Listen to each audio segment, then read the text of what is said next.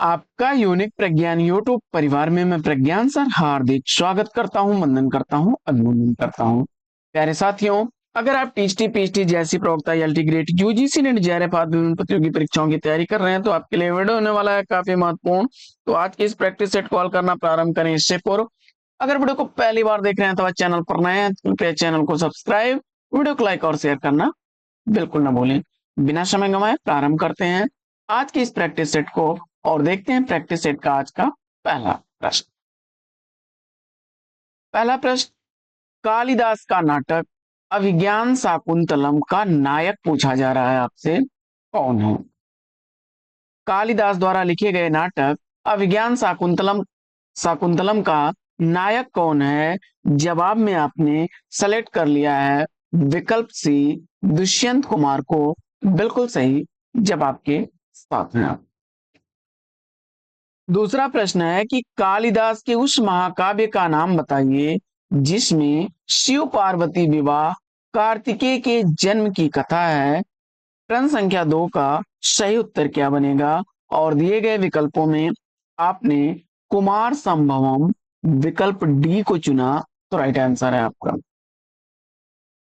प्रश्न संख्या 3, तीसरा प्रश्न है कि कौन सी रचना कालिदास की बृहत्त्रयी में आती है? कौन सी रचना कालिदास द्वारा लिखी गई बृहत्त्रयी में आती है? तीसरे प्रश्न का सही उत्तर आपने सेलेक्ट कर लिया है उपरोक्त में से कोई नहीं तो विकल्प डी राइट आंसर।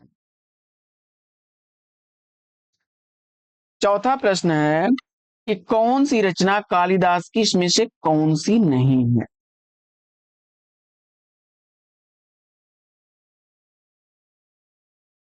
दिए गए विकल्पों में देखिए, मालविका अग्निमित्रम, विक्रमो वर्षियम और ऋतु संहारम कालिदास की रचनाएं हैं।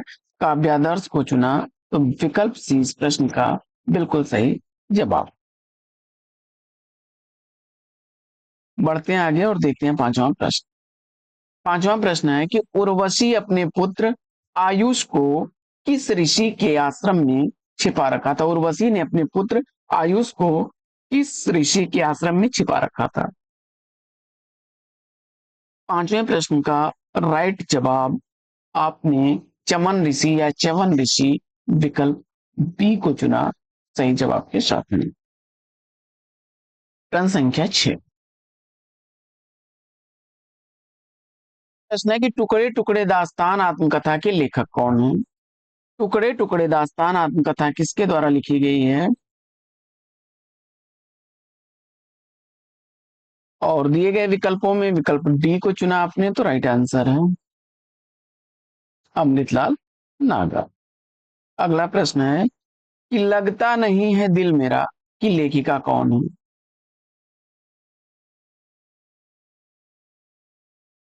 और उत्तर में आपने कृष्णा अग्निहोत्री को चुना तो विकल्प बी राइट आंसर। आगे बढ़ते हैं और देखते हैं अगला प्रश्न कि भारत में प्रगतिशील साहित्य की आवश्यकता के लेखक कौन है? भारत में प्रगतिशील साहित्य की आवश्यकता कृति का लेखक शिवदान सिंह चौहान को चुना आपने तो बी विकल्प राइट आंसर। आगे बढ़ते हैं और देखते हैं अगला प्रश्न।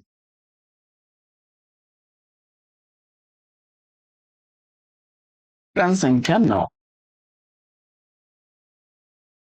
नौवां प्रश्न है कि विरह वारिस किसकी रचना है? विरह वारिस का रचनाकार बोधा को चुन करके आपने राइट आंसर दिया है विकल्प ए। 10वां प्रश्न, भाषा भूषण के रचनाकार कौन है? भाषा भूषण का रचनाकार जसवंत सिंह को चुन लिया तो विकल्प ए इस प्रश्न का बिल्कुल सही जवाब। अगला प्रश्न है कि जाति विलास के रचनाकार कौन है? जाति विलास किसकी रचना है? 11वें प्रश्न का सही जवाब देव को चुना आपने तो बिल्कुल सही उत्तर विकल्प बी। अगला प्रश्न, प्रश्न संख्या 12, 12वां प्रश्न है कि किस रचना को छंदों का अजायब घर कहा जा सकता? प्रश्न संख्या 12 का राइट आंसर आपने केशवदास की रामचंद्रिका को चुना तो सी विकल्प राइट आंसर। प्रश्न संख्या 13।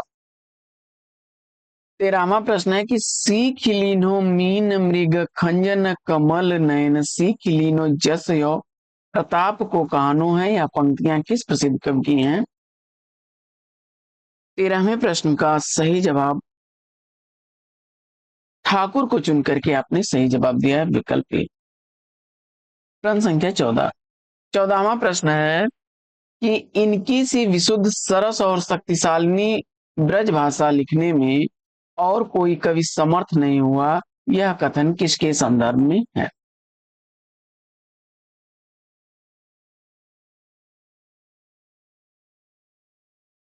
14वें प्रश्न का राइट आंसर घनानंद को चुना आपने, तो सी विकल्प राइट आंसर।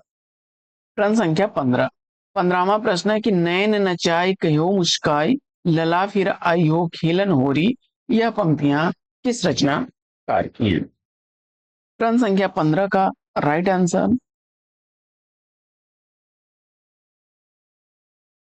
पद्माकर को चुना आपने, तो बिल्कुल सही जवाब विकल्प सी।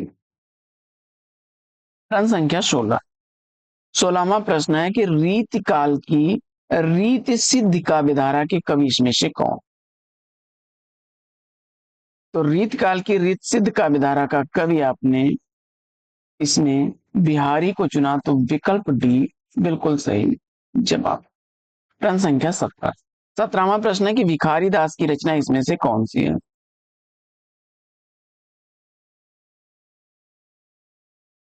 उत्तर में काव्य निर्णय विकल्प ए का चयन कर लिया आपने, तो राइट आंसर। आगे बढ़ते हैं और देखते हैं अगला प्रश्न संख्या 8। 18। 18वां प्रश्न है कि अंधेरे में कविता किसके द्वारा लिखी गई है? अंधेरे में कविता का रचनाकार गजानन माधव मुक्तिबोध को चुना आपने, विकल्प ए राइट आंसर है। प्रश्न संख्या 19 है कि कुआनो नदी काव्य संग्रह के रचनाकार कौन है? और 19वें प्रश्न का सही जवाब सर्वेश्वर दयाल सक्सेना, विकल्प डी को चुना आपने, तो राइट आंसर है। प्रश्न संख्या 20। 20वां प्रश्न है कि प्रयोगवादी कवियों की रचनाएं किस सप्तक में संग्रहित हैं? और 20वें प्रश्न का सही जवाब विकल्प ए को चुन लिया आपने, तार सप्तक, तो राइट आंसर है। प्रश्न संख्या 21 है कि राष्ट्रगीत में भला कौन वह भारत भाग्य विधाता, हठा सुथन्ना पहने जिसका गुण हर चरना गाता है, यह पंक्तियां किस रचनाकार की हैं? प्रश्न संख्या 21 का सही जवाब क्या बनेगा? और इस प्रश्न का जवाब आपने सेलेक्ट कर लिया है रघुवीर सहाय, विकल्प ए को बिल्कुल सही उत्तर। प्रश्न संख्या 22। 22वां प्रश्न है सूची एक के समूहों का मिलान सूची 2 से कीजिए और दिए गए कूट का सही उत्तर चयन कीजिए। तो मिलान कर लीजिए। अरि ओ करुणा प्रभा में अज्ञेय की है, धूप के दान गिरजा कुमार माथुर की है, चांद का मुंह टेढ़ा मुक्तिबोध का है, और खुशबू के शिलालेख भवानी प्रसाद मिश्र का है। विकल्प इसका बी राइट आंसर बन जाएगा। आगे बढ़ते हैं और देखते हैं अगला प्रश्न।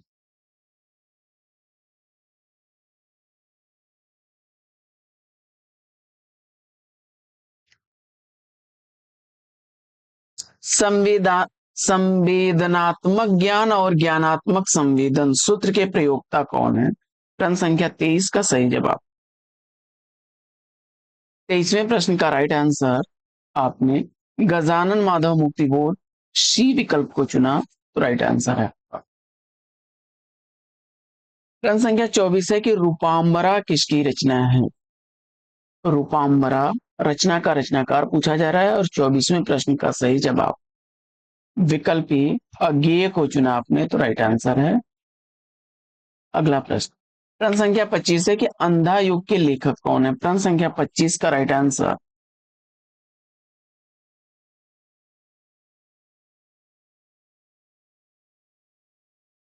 धर्मवीर भारती, विकल्प बी को चुन लिया आपने, तो राइट आंसर है। प्रश्न संख्या 26। 26वां प्रश्न है कि निम्नलिखित में से कौन गिरजा कुमार माथुर की कृति नहीं है?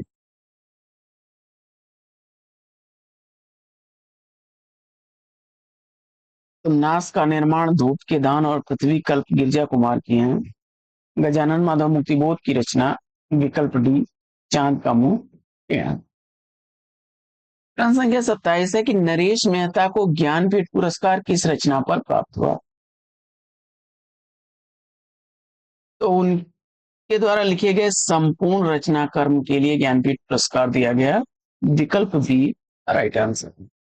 प्रश्न संख्या 28 है कि निम्नांकित में से किस ग्रंथ के लेखक रामविलास शर्मा नहीं है? किस ग्रंथ का लेखक रामविलास शर्मा नहीं है? प्रश्न संख्या 28 का सही जवाब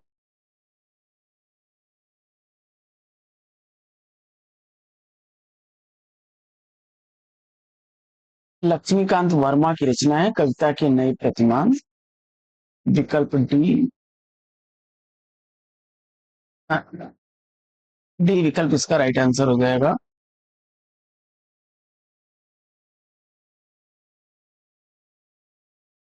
अगला प्रश्न, निम्नांकित में से कौन सा काव्य संग्रह अज्ञेय का नहीं है? प्रश्न संख्या 29 का सही जवाब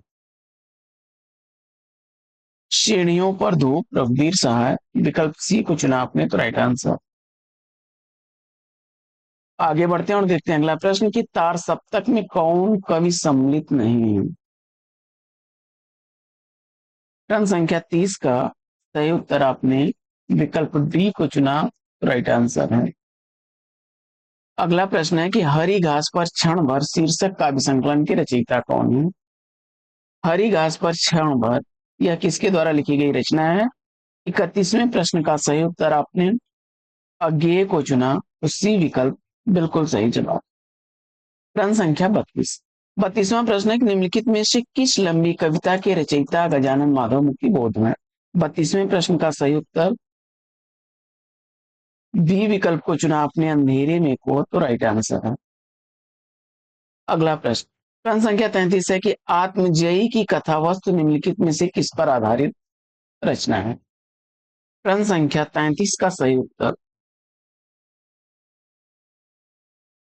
कठोपनिषद को चुना आपने तो बी विकल्प राइट आंसर। आगे बढ़ते हैं और देखते हैं अगला प्रश्न। प्रश्न संख्या 34वां है कि रस रहस्य बिंब मुक्तिबोध की किस कविता में नहीं है? 34वें प्रश्न का सही उत्तर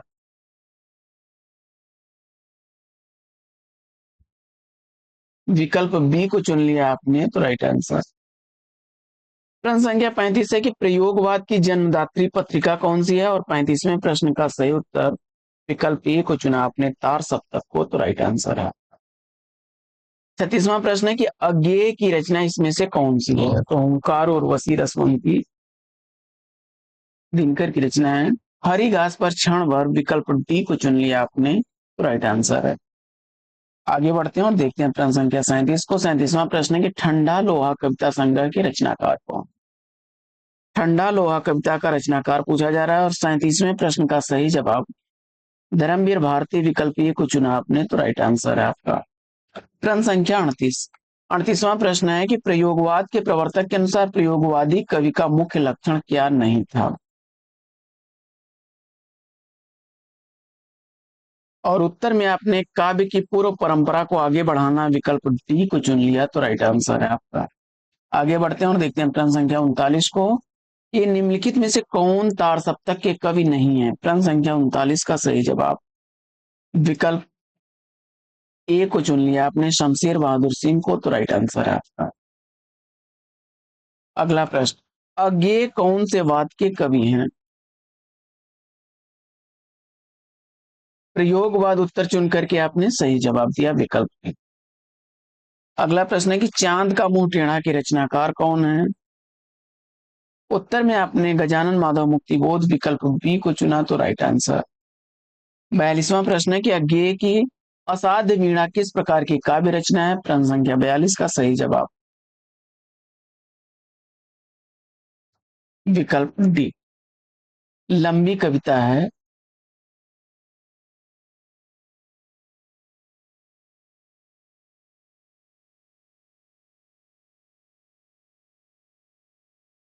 अगला प्रश्न,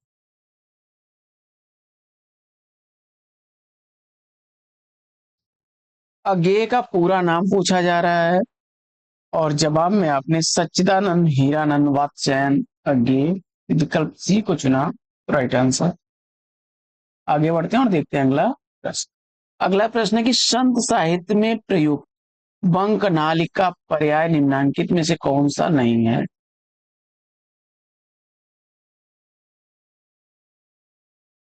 तो विकल्प बी को अगर चयनित कर लिया आपने तो राइट आंसर। निर्गुण काव्यधारा की प्रवृत्ति पूछा जा रहा है प्रश्न संख्या 45 में। तो निर्गुण काव्यधारा की अगर प्रमुख प्रवृत्तियों की बात इसमें से की जाए तो देखिए रूढ़ियों और बाह्य आडंबरों का विरोध देखने को मिलेगा आपको। सी विकल्प राइट आंसर। प्रश्न संख्या 46, कबीर दास किस काव्यधारा का प्रतिनिधित्व करते हैं? प्रश्न संख्या 46 का सही जवाब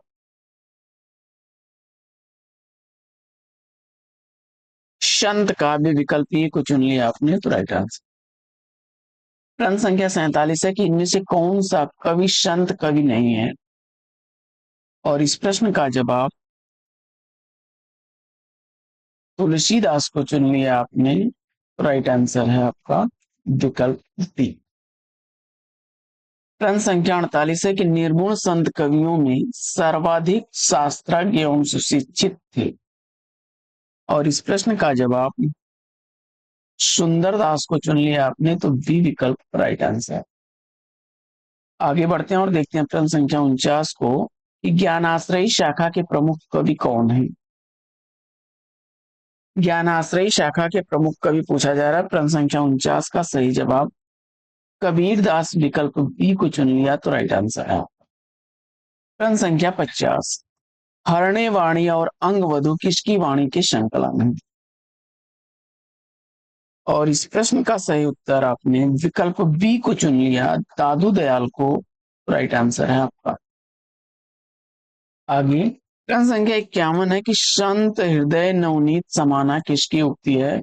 और प्रश्न संख्या 51 का सही जवाब तुलसीदास विकल्प बी को चुना आपने तो राइट आंसर है आपका। आगे बढ़ते हैं और देखते हैं प्रश्न संख्या 52 को कि चंडी चरित किसकी विशिष्ट साहित्यिक रचना है?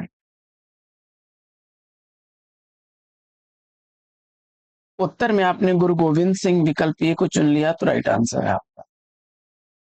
प्रश्न संख्या 53, निम्नलिखित में से संत काव्य परंपरा के अंतर्गत न आने वाले कवि का नाम क्या है?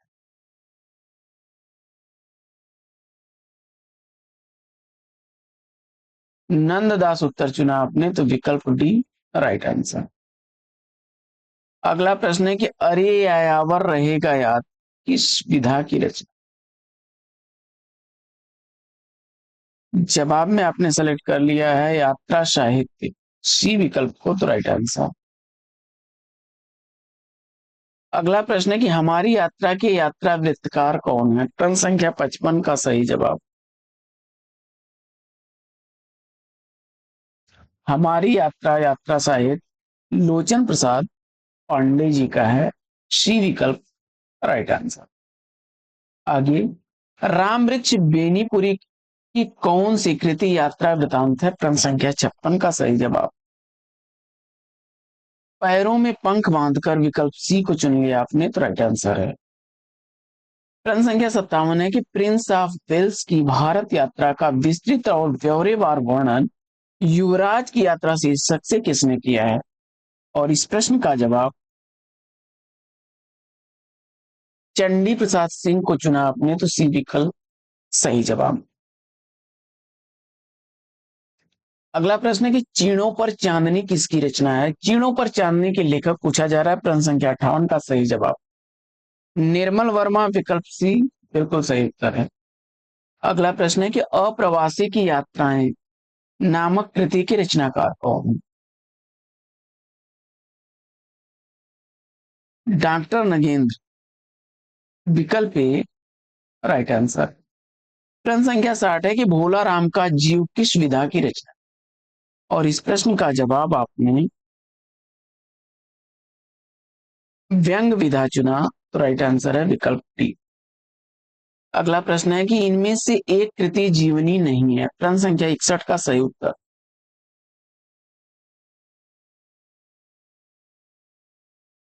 अन्या से अनन्या तक, विकल्प सी को चुना आपने, तो राइट आंसर। अगला प्रश्न है कि निम्नलिखित में से कौन सी रचना जीवनी नहीं है। प्रश्न संख्या 62 का सही जवाब मेरी पत्नी और भेड़िया, विकल्प सी राइट आंसर। आगे बढ़ते हैं और देखते हैं अगला प्रश्न। प्रश्न संख्या 63, निराला की साहित्य साधना किस आलोचक की पुस्तक है। निराला की साहित्य साधना किसकी आलोचनात्मक पुस्तक है। उत्तर में रामविलास शर्मा को चुन करके आपने सही जवाब दिया। प्रश्न संख्या 64 है कि मुड़ मुड़ कर देखता हूं किसकी आत्मकथा है। राजेंद्र यादव उत्तर चुन करके आपने राइट आंसर दिया। प्रश्न संख्या 65 है कि इनमें से कौन सी दलित आत्मकथा नहीं है।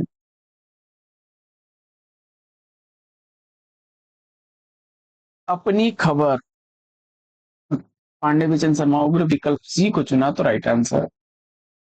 अगला प्रश्न है लगता नहीं है दिल मेरा आत्मकथा की लेखिका कौन है। कृष्णा अग्निहोत्री, विकल्प ए को चुना आपने, तो राइट आंसर। अगला प्रश्न है कि प्रभा खेतान की आत्मकथा इसमें से कौन सी है। अन्या से अनन्या तक को चुना आपने, तो सी विकल्प बिल्कुल सही जवाब।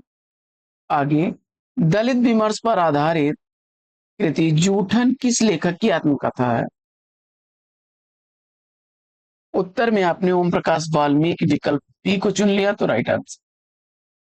और अपने अपने पिंजरे किस दलित लेखक की आत्मकथा है। प्रश्न संख्या 69 का सही जवाब मोहनदास नेमिश्रा, विकल्प ए को चुन लिया, तो राइट आंसर। अगला प्रश्न है कि एक कहानी यह भी किसकी आत्मकथा है।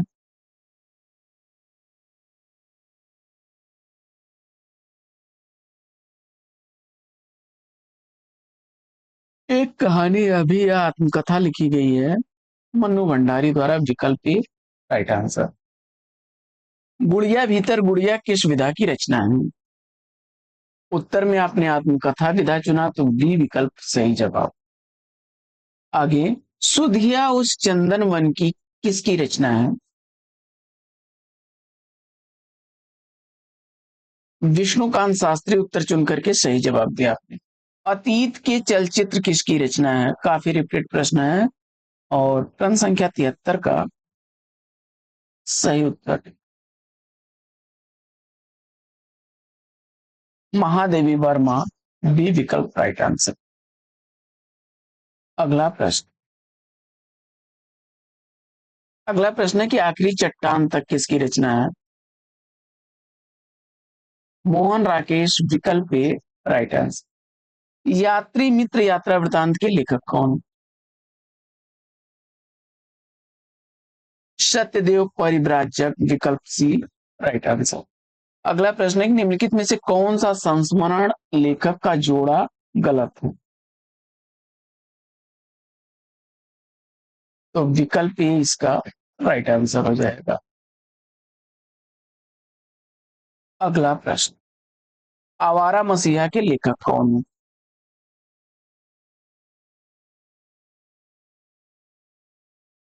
विष्णु प्रभाकर उत्तर चुन करके सही जवाब दिया। 30 दिन मालवीय जी के साथ यह पुस्तक किसके द्वारा लिखी गई है।